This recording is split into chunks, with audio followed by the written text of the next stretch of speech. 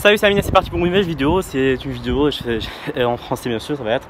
Ça fait très longtemps que j'ai pas fait des vidéos en français.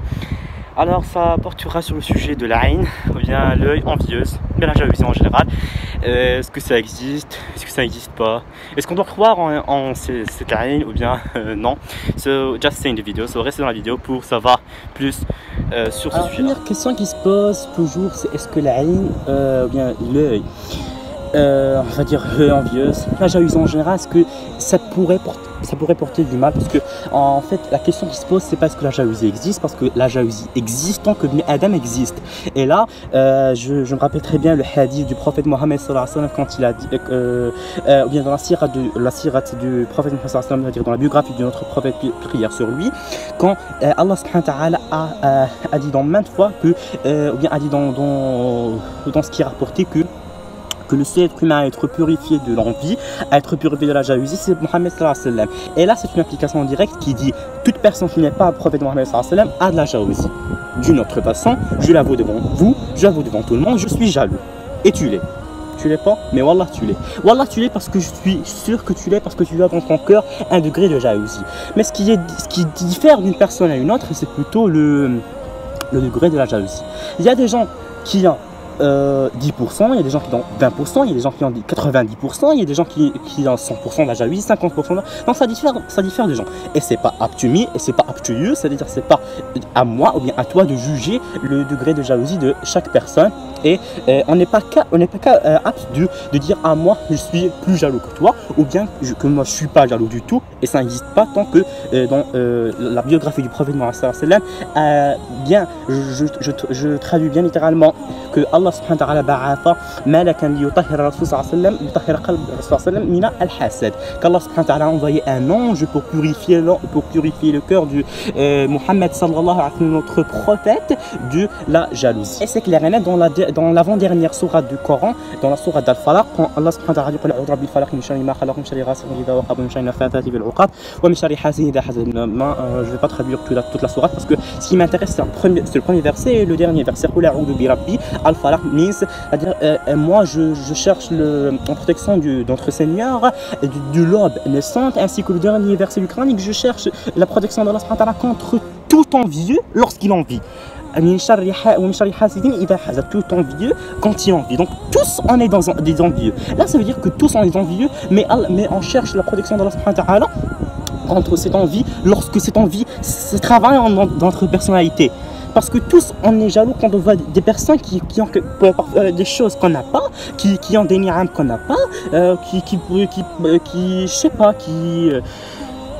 tu vois des gens et tu sens ces jalousies là, c'est normal, ça c'est normal. Mais ce qui n'est pas normal, c'est quand tu sens la jalousie et tu pars dans cette route là et tu commences à même faire des prières contre cette personne là, qu'Allah subhanahu wa ta'ala prive cette personne là de cette ni'ma.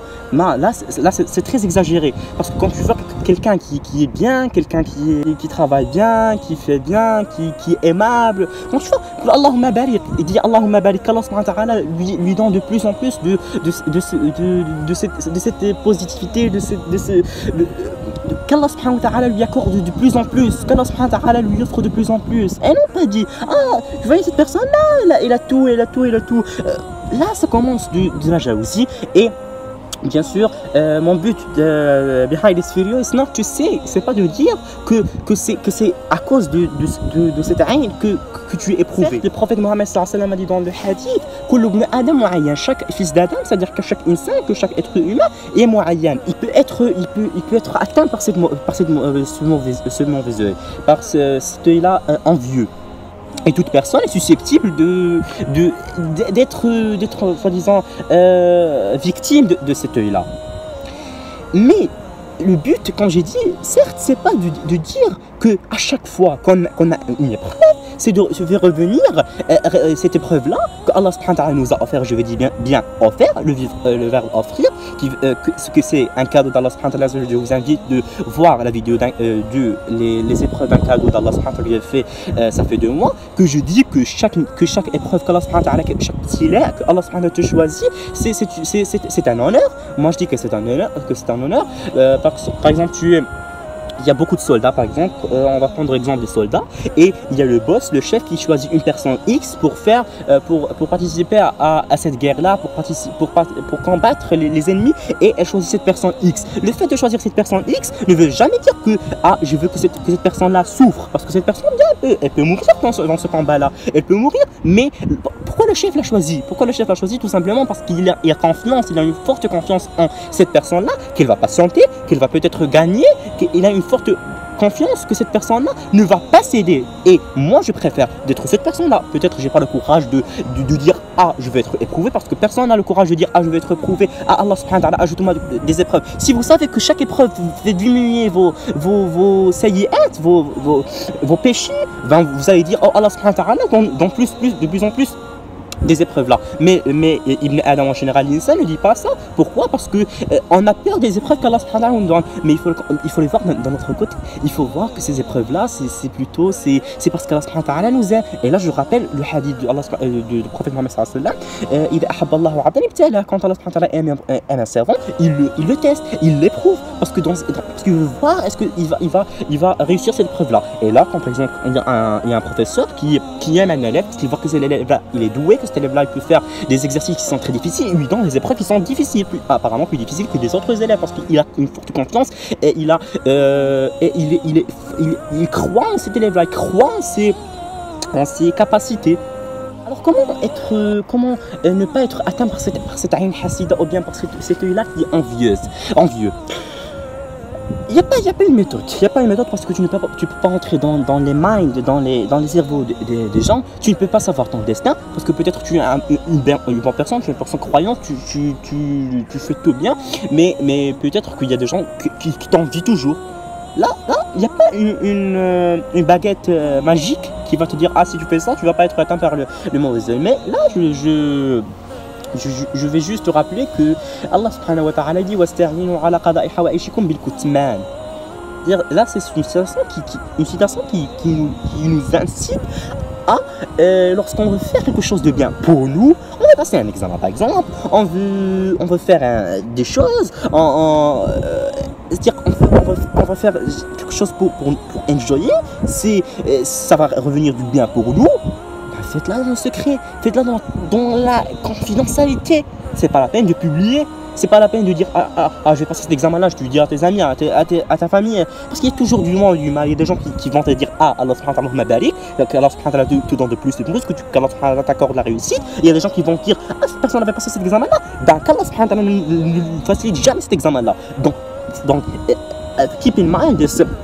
Allah subhanahu wa ta'ala, il nous encourage fortement de c'est-à-dire c'est pas la peine de publier les choses. Peut-être ces citations-là ne doivent pas être comprises d'une autre manière. C'est que quand on doit faire toute chose en confidentialité, qu'on doit faire toute chose sans informer les gens, qu'on se rapporte quelque chose de nous, là il faut pas vivre avec cette phobie de la haine. Il y a des gens qui ont cette phobie de la haine. Il y a des gens qui disent c'est pas la peine de te publier, c'est pas la peine de te faire une chaîne YouTube, pourquoi pas, c'est pas la peine de faire des vidéos comme ça. Moi je réponds que la haine ça existe, mais ça ne m'empêche pas de vivre ma vie, de m'enjoyer. Si moi je me trouve que je suis à l'aise à faire des vidéos là et que tout le monde va me voir, parce que sinon je pouvais faire des vidéos et les publier avec mes friends, c'est-à-dire publier avec mes amis, avec ma famille, avec petite famille. Moi je publie des vidéos sur YouTube. Là il faut pas comprendre que ça veut dire que n'ayez pas cet acte social, n'ayez pas c'est-à-dire ne parlez pas avec les étrangers, non, ça veut pas dire ça. Tu peux vivre ta vie, mais c'est pas la peine de te publier. Je vais vous donner maintenant mon opinion personnelle concernant ce sujet-là. Quand je suis éprouvé, I'd rather say, je dis, c'est une épreuve d'Allah subhanahu wa ta'ala. I don't tend to say it's al-ain. No, je ne dis pas que c'est l'haine. La première idée qui me vient, je ne dis pas que l'haine. Peut-être que je pense, parce que je suis un être humain, parce que j'ai vécu dans une société soi-disant musulmane, dans une société qui a des croyances. Mais moi, I tend to not to associate. C'est pas associer à chaque fois toute épreuve à la haine. Parce que moi, permettez-moi de dire un proverbe marocain qui me vient juste maintenant. C'est-à-dire qu'à chaque fois que tu as quelque chose d'une épreuve, tu l'associes au même sujet de l'Aïn. Ah, les gens m'envient. Ah, c'est Flan, c'est cette personne-là. Mais c'est pas Flan, c'est Allah subhanahu wa ta'ala qui t'a choisi pour toi ça. Mais comment, please? Alors, qui a cette Aïn Hassida? Qui a la personne qui a cette envieux? C'est toute personne? C'est chaque personne? C'est moi, c'est toi, c'est lui, c'est elle, c'est tous les pronoms. Tu sais pourquoi? Je reviens au hadith que j'ai dit du prophète Mohammed sallallahu alayhi wa sallam. On est tous envieux. C'est pour ça qu'Allah subhanahu wa ta'ala dans la sourate Al-Falaq, il dit wa min sharri hasidin idha hasad. On est tous envieux. Parce que tu ne peux pas enlever de ton cœur ça. Tu vois une personne qui réussit, parfois tu sais ce qu'on appelle en arabe. Je trouve pas la traduction, je suis vraiment désolé, c'est le ribta. Et le ribta, c'est bien quelque chose de positif qu'Allah nous incite à faire ça, à sentir cette ribta. Le ribta, c'est comme le hasad, c'est comme la jalousie, c'est comme l'envie, mais c'est positif. C'est-à-dire que tu vois une chose, tu dis, je vais donner un exemple we used to study it when it comes to Islamic studies. Quand on a de l'éducation islamique dans l'école, et c'est le cours du hasad, de l'envie, ils donnent toujours cet exemple-là. Je pense CE2, mais quelque chose comme ça. Ils donnent l'exemple d'un ami qui a une bicyclette, ou toi tu n'as pas une bicyclette. Donc tu vois, la personne elle a une bicyclette, il y a une différence entre le hasad et le ribta. Le hasad, c'est que tu vois la bicyclette, tu dis qu'Allah subhanahu wa ta'ala lui prive de cette bicyclette, qu'il me donne cette bicyclette-là. Je veux que moi j'ai la bicyclette et lui qui n'a pas. Le ribta, c'est qu'Allah subhanahu wa ta'ala lui donne des bicyclettes et lui offre de tout ce qu'il veut, et moi aussi je veux cette bicyclette. Mais Allah subhanahu wa ta'ala give me this, and he also I want Allah subhanahu wa ta'ala that he gives him this. So you understand? Moi je préfère qu'on a le ribta, parce qu'on a tous cette envie-là. Parce qu'on a tous cette attirance par que ce soit du chocolat, que ce soit du bicyclette, que ce soit n'importe quoi. Quand tu vois des personnes qui ont quelque chose que tu n'as pas, bien sûr tu vas sentir un sentiment, mais laissez ce sentiment-là, qui je ne vais pas nommer un sentiment X, soit le ribta plutôt qu'il soit al-hasad. Et pourquoi j'ai dit le proverbe du marocain qui veut dire ne pas associer toujours c'est pas qu'il veut dire ça, mais en fait ça veut dire que ne pas associer un sujet à un sujet. Et là le proverbe que j'ai dit, c'est-à-dire ne pas associer à chaque épreuve à la haine. Pourquoi? Parce que Allah subhanahu wa ta'ala dans la sourate Al-Hujurat, il dit ya ayyuhalladhina amanu ijtanibu kathiran min adh-dhanni inna ba'da adh-dhanni ithm. Et please, moi je vais faire la traduction littérale, mot par mot de ce verset coranique là, qui va bien sûr make sense of course, parce que cette traduction parfois lettre par lettre, mot par mot, donc ça pose des problèmes. Mais là je vais faire une traduction mot par mot, mais qui a un sens. Please pay attention for this translation. Ya ayyuhalladhina amanu. Aux croyants, évitez de trop conjecturer sur autrui, de trop conjecturer sur les autres, parce qu'il y a du trop. Ce que je vais dire de la traduction littérale, c'est Allah subhanahu wa ta'ala nous a dit évitez de trop conjecturer, la majorité de vos conjectures. Évitez la majorité de vos conjectures sur les autres, parce qu'il y a inna ba'da adh-dhanni ithm. Parce qu'il y a quelques. Parce que le ba'd dans l'arabe, c'est 10%, 20%, parce que 30% de vos conjectures, parce que 10-20% de votre conjecture, parce qu'il y a une petite part de vos conjectures qui sont des péchés, qui sont al-ithm, qui vont vous porter des péchés. Alors Allah subhanahu wa ta'ala nous a dit évitez beaucoup de conjectures, parce qu'il y en a de ces conjectures-là, il y en a quelques conjectures qui sont péchés. Et là je me rappelle, dans l'islam, on a ce qu'on appelle c'est éviter les limites, éviter les frontières. Quand tu ne sais pas quelque chose si halal ou haram, évite-la, évite. Tu sais pas que c'est quelque chose, c'est entre le halal et entre le haram dans les frontières, c'est ça le halal, c'est ça le haram, et cette chose-là, je sais pas, est-ce que c'est permis ou n'est pas permis. Donc je préfère de l'éviter. C'est-à-dire que c'est pas la peine de toujours associer à la haine. La haine ça existe, mais ne laissez pas comme une phobie qui vit en vous, qui est toujours avec ces convictions-là. Alors c'est la fin de la vidéo, cette vidéo-là qui porte sur un sujet qui est évoqué maintes fois dans les sourates du Coran et puis dans des hadiths authentiques. J'espère que vous avez enjoyé cette vidéo-là. Si vous l'avez aimé, n'hésitez surtout pas de la like ainsi que abonnez-vous dans ma chaîne YouTube si ce n'est déjà fait, et laissez vos commentaires. Si bien sûr vous you agree with this topic or you don't agree, si vous sharez le même opinion ou bien non, alors laissez vos commentaires. Je veux une interaction avec vous, parce que je fais ces vidéos là comme une interaction avec vous, et je vous attends. La météo, je pense qu'il va pleuvoir, c'est pour ça que je vais arrêter de filmer.